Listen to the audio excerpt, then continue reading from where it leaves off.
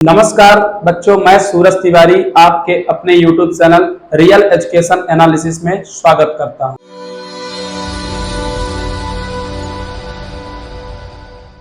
बच्चों, इस समय पर हम लोग जेएनवी टेस्ट 2025 की तैयारी कर रहे हैं। उससे साइंस के सिलेबस में, सब्जेक्ट साइंस के सिलेबस में आज का जो हमारा जो टॉपिक है, उस टॉपिक का नाम है दाब। क्या नाम है? दाब, प्रेशर। प्रेशर का मतलब समझते हो? प्रेशर, दाब कैसे, क्या होता है, दाब के बारे में जानेंगे। दाब के बारे में जानने से पहले हम आपको कुछ बात बताते हैं। कभी आपने एहसास किया है किसी वस्तु को अपने सिर पर रखकर? नहीं किया? किया है। दाब का मतलब होता है कि किसी भी व्यक्ति का अगर क्षेत्रफल है, जैसे मान लीजिए हमारा क्षेत्रफल होगा, लंबाई चौड़ाई होगी, उस क्षेत्रफल पर जितना बल लगाया जाए, जैसे मान लीजिए पानी है या कोई वस्तु है, इस वस्तु का क्षेत्रफल होगा, इस वस्तु के क्षेत्रफल पर हम क्या लगाते हैं? बल। क्या? बल। ये इस वस्तु का एक एकांक क्षेत्रफल होगा, एक निश्चित क्षेत्रफल होगा, इस पर हमने क्या लगाया? बल। तो जब बल लगाया तो वो क्या अनुभव करता है? दाब का। एकांक क्षेत्रफल पर जब आप बल लगाएंगे, जब इस वस्तु के क्षेत्रफल पर आप बल लगाएंगे, प्रेशर लगाएंगे, तो क्या करेगा अनुभव? दाब का। दाब कब एहसास करते हैं आप? जब किसी क्षेत्रफल पर हमारे ऊपर कोई बल लगाए, बिना बल का दाब नहीं होता। सीधी सी बात है, एकांक क्षेत्रफल पर लगाए गए बल को क्या कहते हैं? दाब। क्या कहते हैं? दाब। कभी आपने देखा है सूटकेस को अपने सिर पर रखिए, तो आपका एक क्षेत्रफल है, उस क्षेत्रफल क्या अवलोकन है? बल। तब आपको लगता है कि दाब लगा है। हमारे शरीर में क्या लगा है? दाब। तो एक प्रति एकांक क्षेत्रफल या एकांक क्षेत्रफल पर बल का जो अनुभव करते हैं वो क्या कहलाता है? दाब। प्रति एकांक क्षेत्रफल पर जितना बल लगाया जाए वो क्या कहलाएगा? दाब। क्या कहलाएगा? दाब। एकांक क्षेत्रफल पर लगाए गए बल को हम क्या कहते हैं बच्चों? दाब। एकांक क्षेत्रफल पर लगाए गए बल को दाब कहते हैं।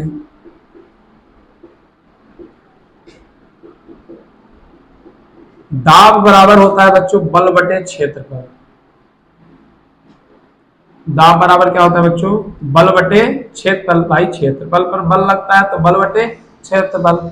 अब बल का एसआई मात्रक होता है न्यूटन, और क्षेत्रफल मतलब लंबाई गुणे चौड़ाई मतलब मीटर स्क्वायर। तो इसका एसआई मात्रक हो जाएगा बच्चों न्यूटन प्रति मीटर स्क्वायर।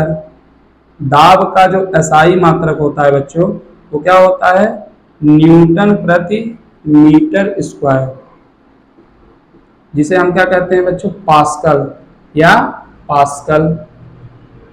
हमने निकाल के बता दिया आपको। मैंने क्या बताया? दाब के बारे में बताया कि एकांक क्षेत्रफल पर जितना बल लगाया जाता है उसे हम क्या कहते हैं? दाब। दाब बराबर होता है बल बटे क्षेत्रफल। बल का सही मात्रा न्यूटन, क्षेत्रफल का मीटर स्क्वायर, तो हो गया न्यूटन प्रति मीटर स्क्वायर, जिसे हम क्या कहते हैं? पास्कल। दोनों चीज जानो, न्यूटन मीटर स्क्वायर और पास्कल।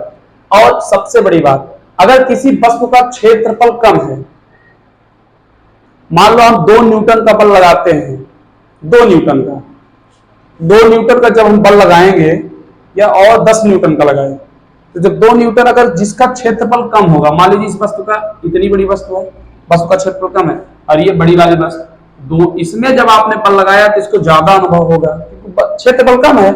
क्षेत्रफल कम है तो बल का अनुभव क्या हुआ? बल जब लगा तो दाब ज्यादा अनुभव किया। समझे मेरी बात? अगर क्षेत्रफल कम है तो दाब ज्यादा अनुभव करेगा, अगर क्षेत्रफल अधिक है तो वही बल लगाओगे तो दाब क्या करेगा? कम अनुभव करेगा। भाई जिसके पास 10 बच्चे हैं, कोचिंग सेंटर की बात करते हैं, मान लीजिए हमारे पास कोचिंग सेंटर है, अब 10 बच्चे हैं, अब 10 बच्चों में 5 बच्चे कोई निकाल के ले गया, और जिसके पास 100 बच्चे उसमें 5 बच्चे चला गया, तो कोई दिक्कत नहीं पड़ेगी। भाई 95 लड़के तो है, लेकिन जिसके पास 10 बच्चे हैं उसमें 5 चला गया तो 5 ना बचेगा।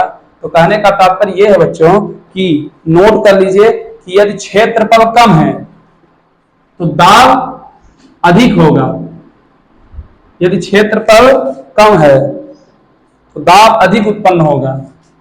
नोट डाल लीजिए, यदि क्षेत्रफल कम है,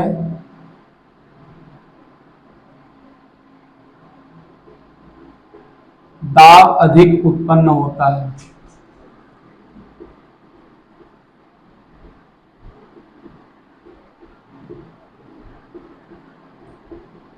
दाब अधिक उत्पन्न होता है तथा यदि क्षेत्रफल अधिक है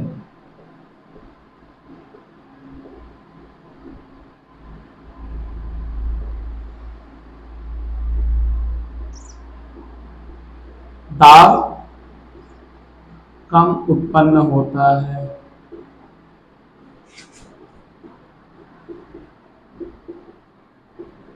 क्षेत्रफल अधिक रहेगा तो दाब कम लगेगा और क्षेत्रफल कम होगा तो दाब अधिक लगेगा। सीधी सी बात मैंने बताया कि कोचिंग सेंटर में अगर 10 बच्चे हैं तो 5 चले जाएंगे तो मुझे ज्यादा घाटा एहसास होगा, लेकिन अगर 100 बच्चे तो 5 चले जाएंगे तो अनुभव कम भाई लगेगा। भाई कम 95 तो है, लेकिन जब 10 बच्चे हैं 5 चले गए तो 5 न बचे तो कम दाब लगा, अधिक दाब लगा, अधिक पीड़ा हुई। लेकिन अगर 100 है 5 चले गए तो 95 कोई फर्क ही नहीं पड़ता।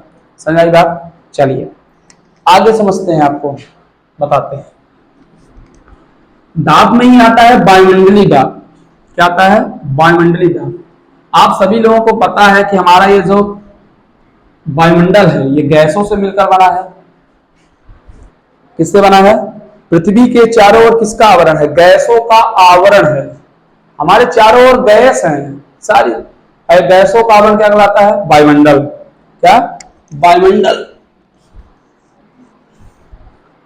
हमारे पृथ्वी के चारों ओर बच्चों गैसों का आवरण है जिसे हम क्या कहते हैं? वायुमंडल। अब वायुमंडल द्वारा आरोपित दाब क्या कहलाता है? वायुमंडलीय दाब। हम कभी कभी क्या होते हैं बच्चों, पहाड़ चढ़ते हैं या सीढ़ी चढ़ते हैं, मैयर की सीढ़ी चढ़े हैं, शारदा मैया की मैयर की सीढ़ी जब चढ़ते हैं लोग, मेरे अंदर शक्ति नहीं है, थक जाते हैं। क्यों थक जाते हैं जानते हो? दाव लगता है। जैसे जैसे आप पृथ्वी से ऊंचे स्थान पर जाएंगे तो गैसें ज्यादा होंगी और गैसों का जब दाब लगेगा आपके ऊपर तो आप थक जाएंगे। तो सीधी सी बात है कि हमारे पृथ्वी के चारों ओर क्या है? गैसों का आवरण, जिसे हम क्या कहते हैं? वायुमंडल। अब वायुमंडल द्वारा जो दाब आरोपित किया जाता है उसे क्या कहते हैं? वायुमंडलीय दाब। क्या कहते हैं? वायुमंडलीय दाब। वायुमंडल द्वारा आरोपित दाब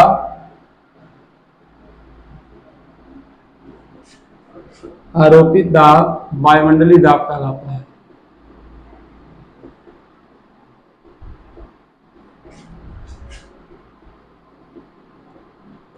है। सीधी सी बात है, वायुमंडल अगर किसी वस्तु पर आरोपित दाब लगा रही है तो क्या कहलाएगा? वायुमंडलीय दाब। इसका भी ऐसा ही मात्रक पास्कल ही होता है। अब वायुमंडल क्या है? हमारे पृथ्वी के चारों ओर गैसों का आवरण क्या कहलाता है? वायुमंडल।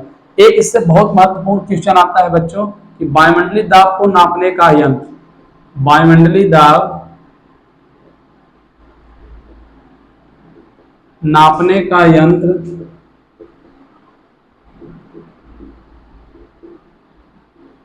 बैरोमीटर।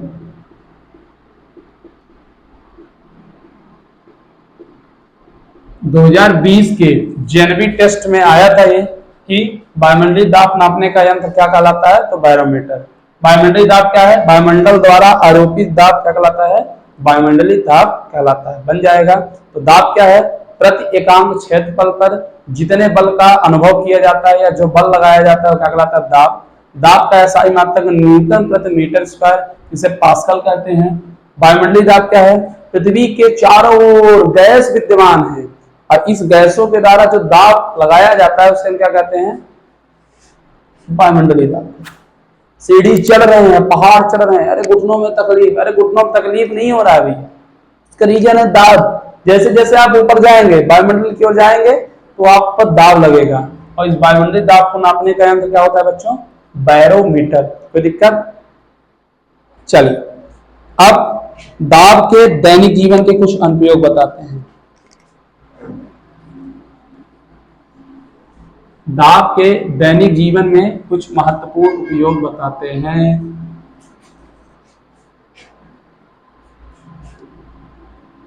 दाब के दैनिक जीवन में महत्वपूर्ण अनुप्रयोग।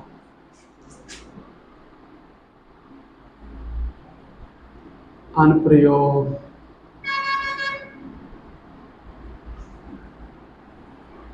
ठीक है। चलिए, सबसे पहले आपने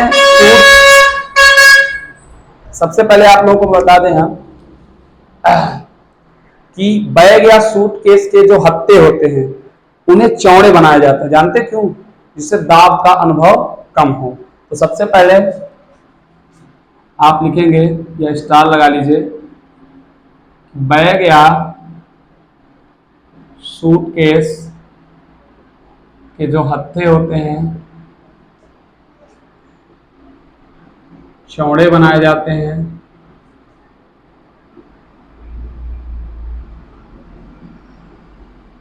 जिससे कम दाब का अनुभव हो।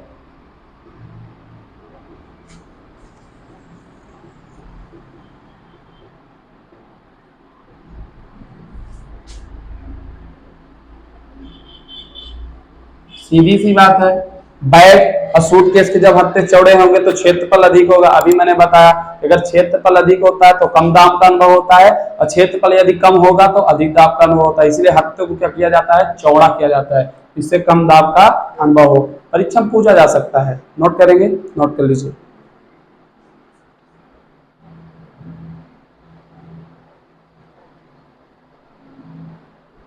कोई दिक्कत? बच्चों, भवन जब मकान बनता है उनकी नींव चौड़ी बनाई जाती है।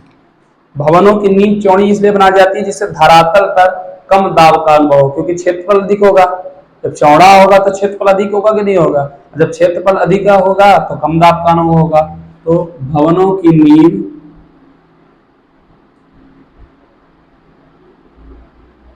चौड़ी बनाई जाती है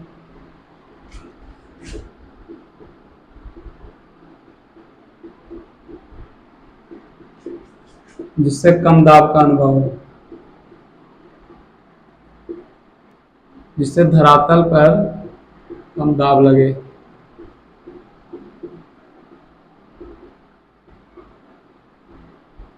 भाई जब चौड़ा होगा तो मकान का आधा भाग क्या हो जाएगा? नींव, नहीं तो पूरा धरातल पर होगा तो धस जाएगा। मिट्टी तो है, वो पट्टी प्रवाह कोड पीछे, कोई दिक्कत?